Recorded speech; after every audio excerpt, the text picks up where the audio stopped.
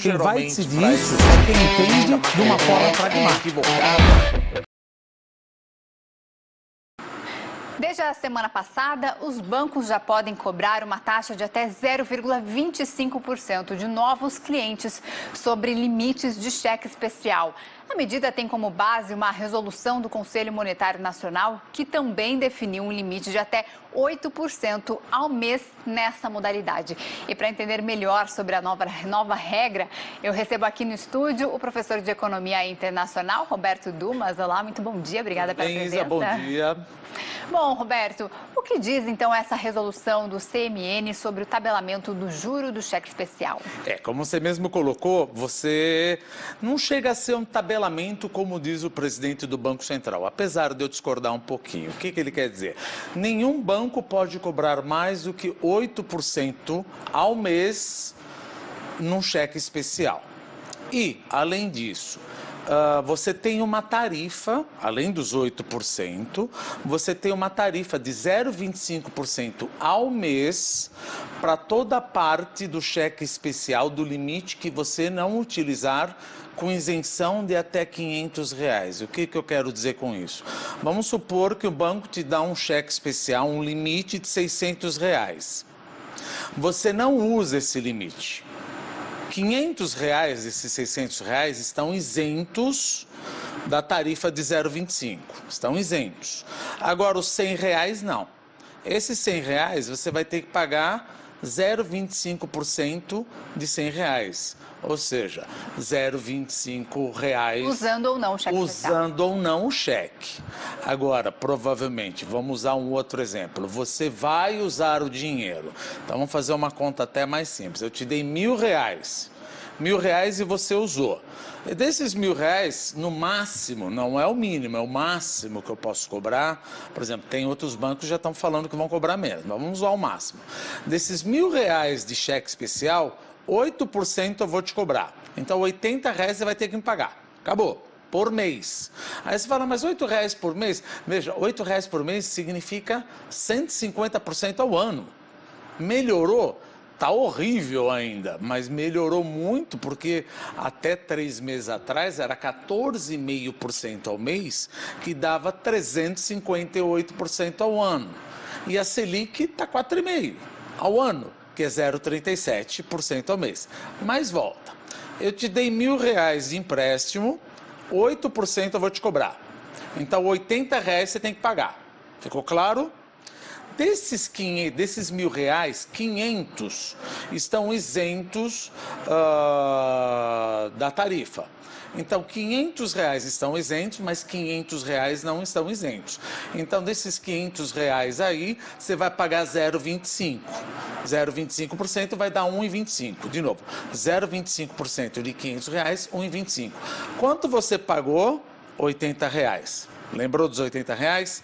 Tira a tarifa que você havia pagado porque eu abri um limite de crédito para você. Essa tarifa de 0,25% de R$500, que deu 1,25, você deduz dos R$80. R$80 menos 1,25, você vai pagar num limite de R$1.000, R$78,25. É isso que você vai ter que pagar. É melhor? Veja, é aquele tipo de coisa. Eu lembro uma vez que saiu numa reportagem de televisão o seguinte: cheque especial não é para usar. Cheque especial é para você usar quando você tem um problema gravíssimo, ou melhor, gravíssimo não, imediato de liquidez, ou seja, você precisa de dinheiro para hoje, não dá tempo de você ir ao banco e fechar um contrato de crédito. Por que isso? Porque ele é o mais caro, além do crédito rotativo que você tem no cartão de crédito. Por que ele é o mais caro? Primeiro, o cheque especial, o banco deixa uma parte do crédito disponível para você. Isso custa capital para ele. Primeira coisa, custa capital. Segundo, não tem concorrência. Praticamente você tem 5, 6 bancos aí brincando. Terceiro, A análise dos bancos para te dar o cheque especial é muito mais frágil e leniente do que se eu fosse te dar um limite de crédito. Veja, o que é o cheque especial? Vou te dar R$1.000. Quem que é a Isa? Olha, a Isa tem uma renda tal, dá para dar R$10.000 para ela. Veja, eu não fiz nenhuma análise muito árabe para ela. E outra, eu deixo absolutamente disponível para você pegar a qualquer hora. Então, olha como vai ficando caro. Tem gente que usa até, já conta já com cheque especial, né? E está errado, não é para usar o cheque especial. Se você for precisar de dinheiro, negocie um capital de giro com o banco, que é bem mais barato. Porque o capital de giro, o que é? Isa, você precisa de dinheiro? Preciso. Eu te dou dinheiro, mas dá para você me dar garantias? Por exemplo, o penhor de alguma coisa, ou a tua casa como garantia. No cheque especial não tem garantia nenhuma. Se não tem garantia nenhuma, o banco está correndo mais risco. E outra, está disponível para você. Então, capital, disponibilidade, concorrência, que mais? Não tem a análise necessária. E tem um problema aí também que é da parte do legislativo e do judiciário. Por exemplo, no Brasil, quando você deve para um banco, você fala, eu devo para o banco. Eu sei, é uma coisa bacana, é uma coisa simpática, mas praticamente nenhum país do mundo é assim. O banco não pode tomar mais do que 30% do teu salário. Poxa, mas você não deve? Devo, mas eu não posso tomar teu salário? Não, não pode. Então por que você tomou esse dinheiro? Então, aquela coisa, eu tomei, mas eu mereço, o juiz te dá direito de causa do banco não tirar o teu salário. Nos Estados Unidos não é assim. Se você deve, eu vou pegar o teu salário, você está devendo. Outra, se você deve, no caso do Brasil, e você tem apenas uma casa, o banco também não pode pegar essa casa. Puxa vida, mas é aquela coisa, você não está devendo. Então o banco, sabendo que muito provavelmente não vai ter o seu dinheiro de volta, ele joga a taxa de juros lá em cima. Para compensar. Para compensar esse risco, e ainda mais que ele não fez uma análise, não tem concorrência, precisa alocar capital. E só para você ter uma ideia, fugindo um pouco do cheque especial.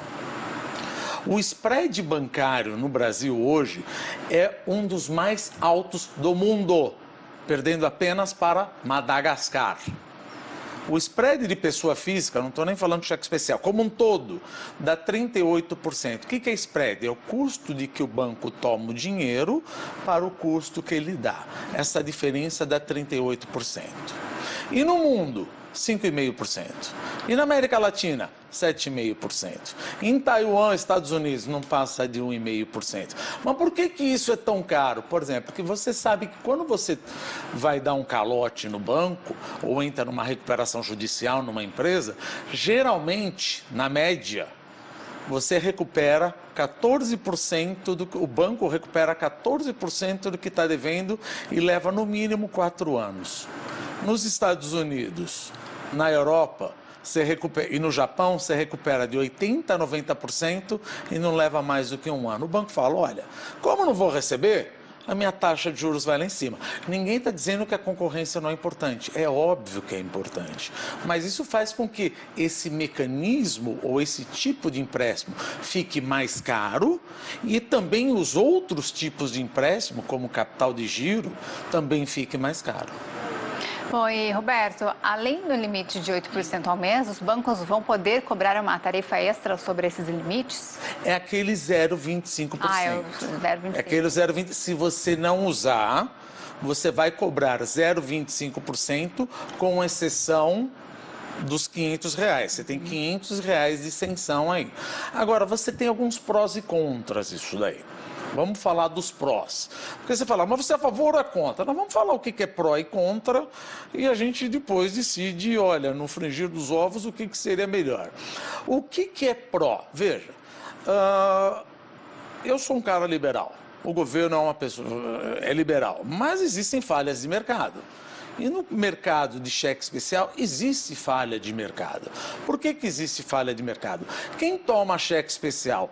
Geralmente são as pessoas de menor renda, têm uma renda não instável não entende de educação financeira, não entende de matemática financeira, não tem condições de fazer a conta e acaba entrando numa dívida, olha só, de 350% ao ano. Você entrou numa espiral que você não sai nunca mais. E 44% das dívidas de cheque especial são de pessoas que têm até 2 salários mínimos. E de 70% dessas dívidas de cheque especial são de pessoas que não chegam a ter mais do que um ensino médio. Então você vê que são pessoas que não têm renda para pagar tudo aquilo e pode-se dizer, não têm o conhecimento.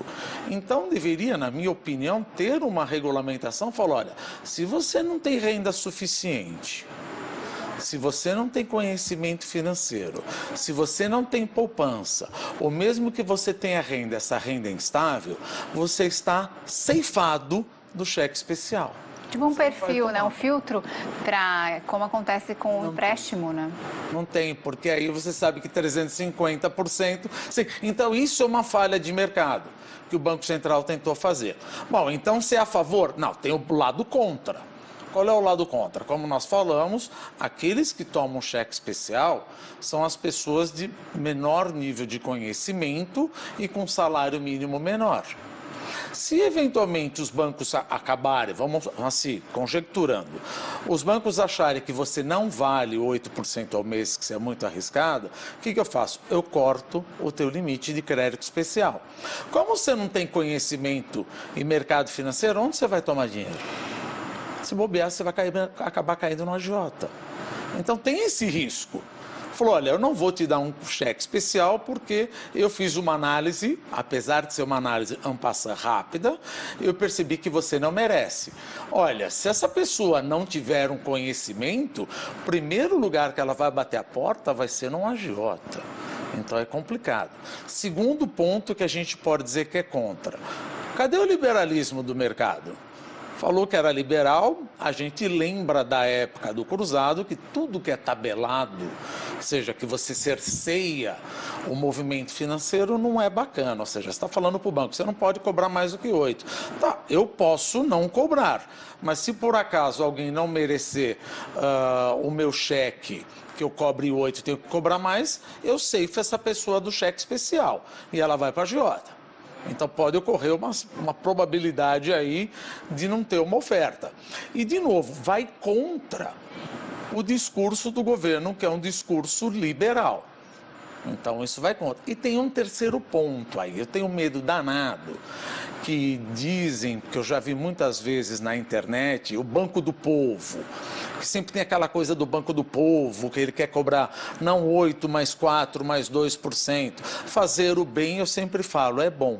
Mas e se de repente esse banco quer cobrar uma taxa cada vez menor, passar a ter prejuízo? Se o banco é público, esse prejuízo, ele vai precisar de aportes de capital para fazer de acordo com o acordo da Basileia ou ter capital, porque todo banco precisa de capital, senão ele quebra. Se o banco é público, quem que vai botar capital nesse banco? O Tesouro. Quem é o Tesouro? Sou eu.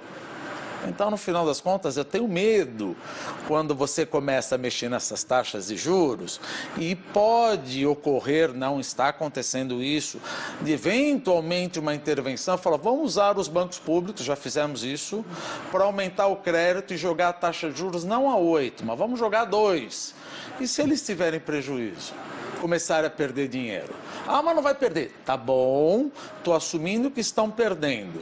Ou ele precisa de mais capital. Quem é que vai ser chamado se o banco é do povo para botar mais capital? Tesouro. Tesouro é quem? Sou eu, povo. Então não adiantou nada. Então eu tenho medo que essa brincadeira de uma intervençãozinha aqui, uma intervençãozinha ali, já sei, vou usar o banco do povo para ajudar a economia. Povo, público, tesouro, sou eu. Nós já fizemos isso e não dá certo. Então você vê que você tem prós, que é uma falha de mercado, e você tem contras. Vamos ver como é que isso, se escalar e começar a virar um intervencionismo, eu acho péssimo. Bom, tem duas datas, né, que foi a 6 de janeiro, Exato. que começou, e também a partir de 1º de junho, né? Você poderia dar um exemplo como que vai funcionar, né? Você já explicou como vai ser a partir de agora, e a partir de 1º de junho para os atuais correntistas. Primeiro, a partir de 6 de junho já está funcionando para quem já é correntista. 6 de janeiro. 1º de junho vai ser para os novos correntistas. Ah, tá. Os novos correntistas vão começar a ter isso daí. Então é uma fase até 1º de junho, mas até 1º de junho já está todo mundo nesse negócio de 8%. Há de se louvar? Sim, há de se louvar. Mas também tem um risco que é chamado risco moral, vamos dizer. Puxa vida, eu tomava um dinheiro a 350% ao ano, que parece pouco, sabe? 14,5% ao ano. Só que se você levar 12, vai dar 358%. É dinheiro para diabo. E 8% ao mês é pouco? Também não. 8% ao mês dá 150. Mas aí o cara que não entende fala, puxa, diminuiu de 14,5 para 8, agora que eu vou no cheque especial. Não faça isso. Como nós estávamos conversando aqui. Ninguém pega um táxi para ir para Salvador. Você tem outros mecanismos de transporte, vai de avião. Por quê? Porque avião é mais barato.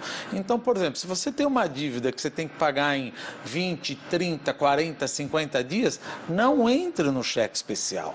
Bata a porta do seu banco e fala, eu quero fazer um limite de crédito para tal finalidade e dou tantas garantias. Então, tem armas para determinadas situações. Cheque especial, parafraseando deputados, é para urgência urgentíssima. Não tem nada de especial, né? Nada. É especial, mas na realidade a gente diz o seguinte, é para você não tomar. Só se você precisou, olha, eu preciso para hoje e não dá tempo de fechar um contrato com o meu banco. Então use e pague amanhã já. Du, mas essa medida parece boa para os tomadores, né? Mas talvez não para os bancos, estou certa? Os bancos podem, como eu comecei a comentar com você, eles podem, no momento, perder todo aquele dinheiro que ele tinha. Ele tinha 14,5%, vai passar a ter 8%. Banco vai perder dinheiro?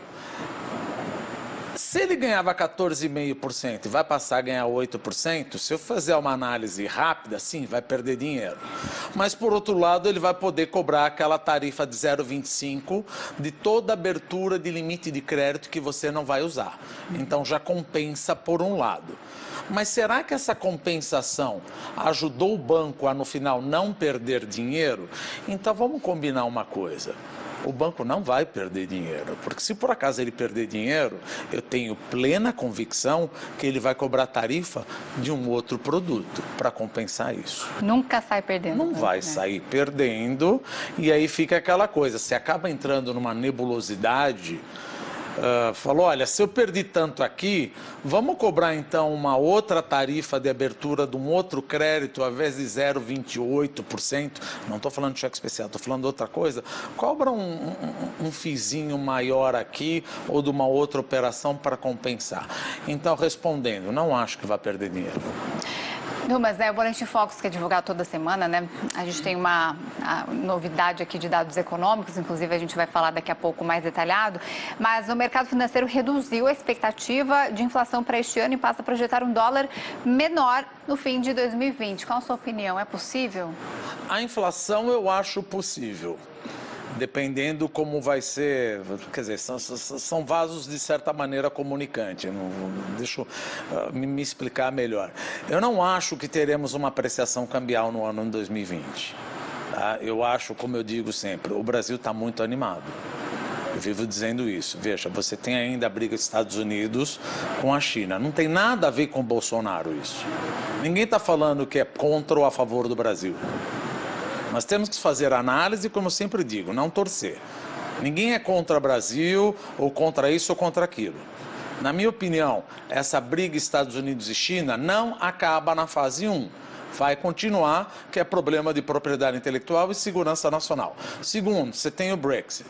Terceiro, você tem o problema agora no Oriente Médio. Outro, você tem um problema da zona do euro, que vai ser afetada por um crescimento menor na China. Quarto, você sabe que as commodities metálicas estão caindo. Quinto, você sabe que o Chile, Colômbia, Bolívia e Peru, Chile, Colômbia e Bolívia estão com problemas. E o Japão está crescendo cada vez menos. E aí você fala, por que diabos então o meu câmbio vai apreciar? Se eu estou vendo que o mundo vai crescer menos, muito provavelmente, e outra, já está saindo dinheiro do Brasil, e se a minha taxa de juros cair mais ainda, por que vai entrar mais dinheiro no meu país? A tendência é sair para aproveitar um retorno maior. Então eu não vejo uma apreciação cambial. Claro, é como eu sempre digo, o mercado financeiro nunca é assim, nunca é assim e nunca é assim. Mas eu vejo o câmbio para cima, numa depreciação cambial. Por conta do cenário internacional. Muito mais por causa do cenário internacional. E às vezes a gente fala, você é contra. Não é contra, isso não é torcida, é uma análise. Você fala, não, mas isso está... Não. A gente tem que precificar as coisas. Então, de novo, eu insisto, você está certo? Ninguém está certo e ninguém está errado. Ninguém tem bola de cristal. Mas analisando o cenário internacional, tudo leva a crer que o mercado vai fazer uma depreciação. Mas o Brasil não está bom? O Brasil não é uma ilha de excelência. Se o mundo estiver ruim, eles acabam fugindo para os Estados Unidos e ninguém vai querer comprar Brasil. O cenário interno não O cenário segura. interno está bom, mas eu sempre insisto, o rabo não abana o cachorro. Olha só como eu digo, se o mundo estiver crescendo menos, alguém vai se proteger no Brasil? Não tem cabimento falar uma coisa dessa. Você acaba se protegendo ou em franco suíço, que é o que já está valorizando, ou em Japanese yen, e em japonês que já está valorizando, ou em ouro. Por que o ouro valorizou mais do que a Bolsa Brasileira em dólar? Porque você sabe que o cenário internacional tende a piorar. Porque todo mundo falou, a Bolsa do Brasil está bombando. Não. Converta em dólar. Para quê? Só para comparar com o ouro. O ouro rendeu mais do que a Bolsa Brasileira. Por quê? O que o mundo está vendo que eles querem ir num lugar mais seguro chamado ouro? Por que o brasileiro não está vendo isso? Então eu sinto que tem muito brasileiro torcendo e com excesso de otimismo. Agora vai! Sim, mas o mundo está dando sinais diferentes. Muita atenção, né? Muito obrigada pela participação, por suas explicações aqui do cenário econômico do nosso país, com a nova taxa do cheque especial. Roberto Dumas, que é nosso colunista, né, de política, no cenário de economia e política, aqui do Band News TV, está todas as segundas e quartas-feiras aqui com a gente. Bom, a gente vai para um rápido intervalo e depois a gente volta com mais notícias do Brasil e do mundo. Até já!